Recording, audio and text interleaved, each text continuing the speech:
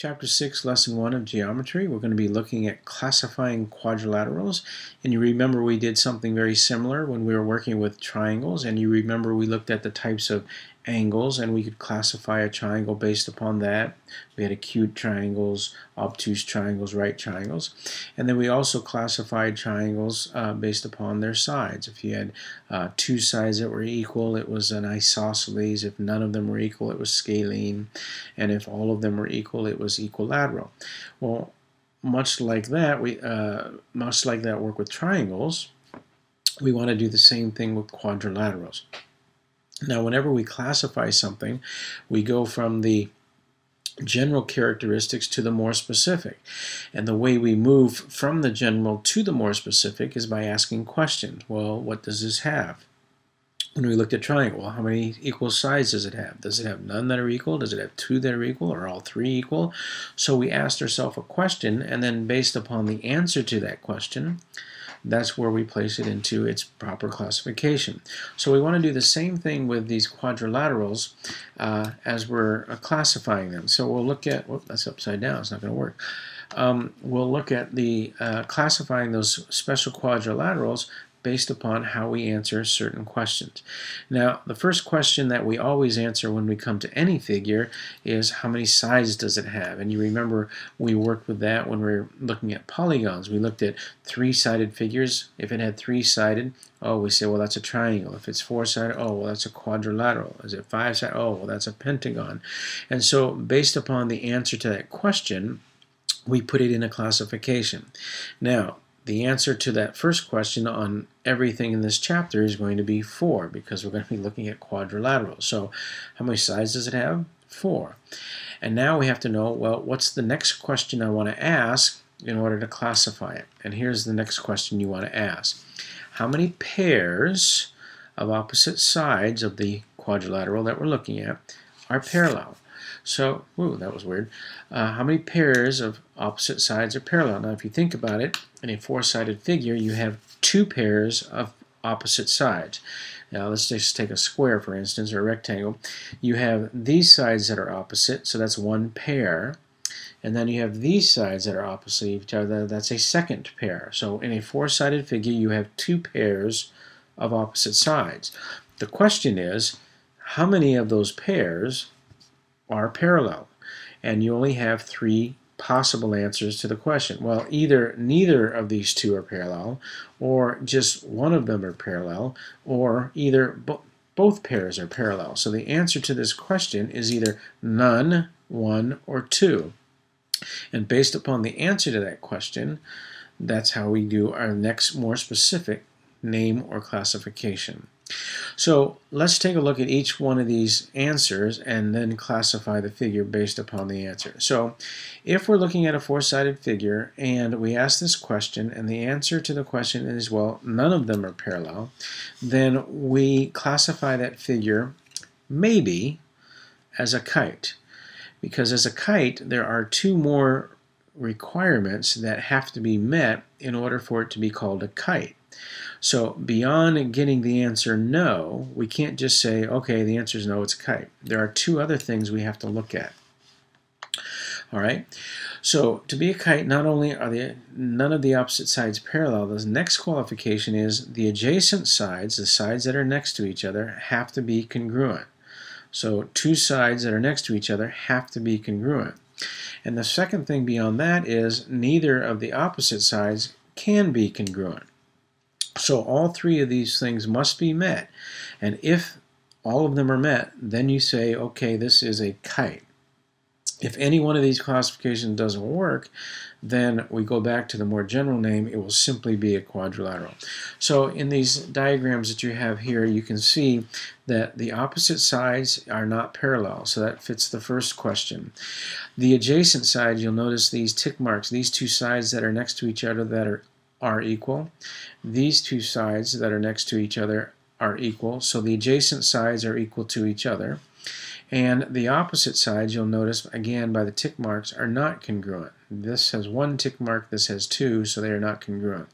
So you can see that all 3 of these questions or qualifications are being met by this particular figure. Therefore, I can call this four-sided figure more than a quadrilateral, I can call it a kite. Now, again, if any of these are not met, then it simply remains a quadrilateral. It's still a four-sided figure, it's just not going to be a kite. Okay, and again, you can see these in these other diagrams. So, three things that have to be true for it to be a kite, or the three characteristics. It's a four-sided figure, so we begin there. None of the opposite sides, are parallel. The adjacent sides are not congruent.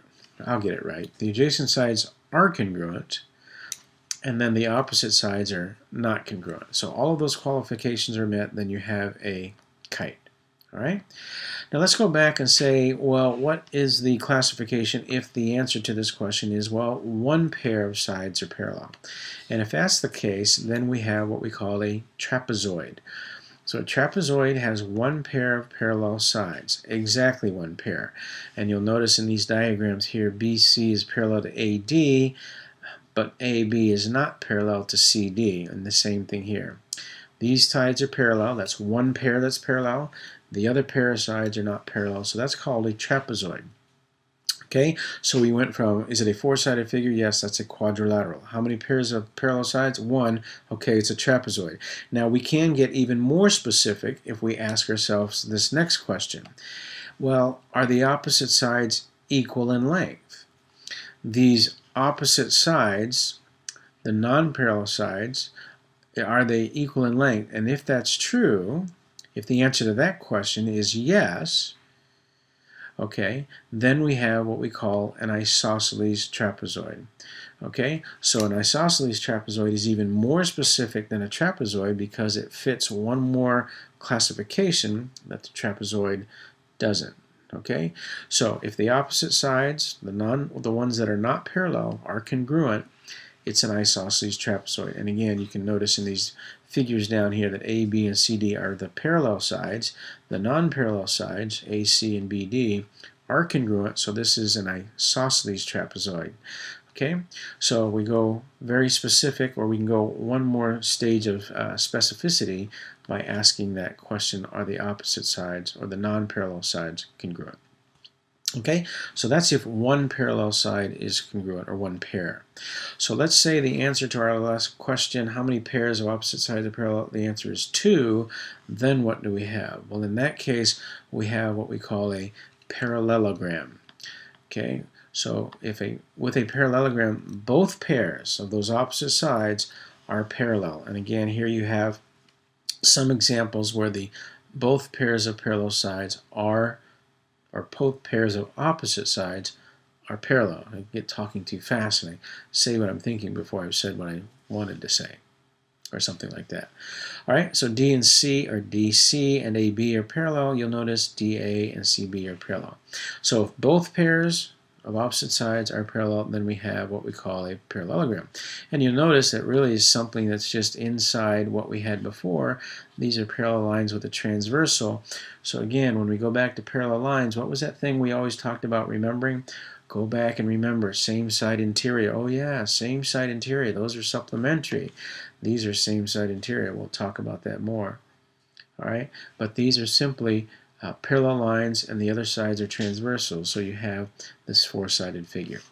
All right, so those are the classifications of quadrilaterals, and again, it comes down to asking some specific questions.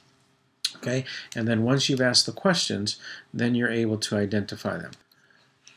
So now that we know how to classify asking that second question, we're going to take a look at each one of these particular categories separately in the coming lessons. We'll look at parallelograms first, and some of the characteristics, and actually with parallelograms we can get even more specific if we ask a couple more questions. So we're going to classify parallelograms even more specifically, and then we'll take a look at isosceles, trapezoids, and trapezoids, and then finally we'll look at kites and the relationships that are in those. But without being able to identify which category they're in, we're going to be lost. So remember the question, how many pairs of opposite sides are parallel? And the answer to that question will either lead you to a kite, a trapezoid, or a parallelogram, or none of those, which means it's simply a quadrilateral or a four-sided figure.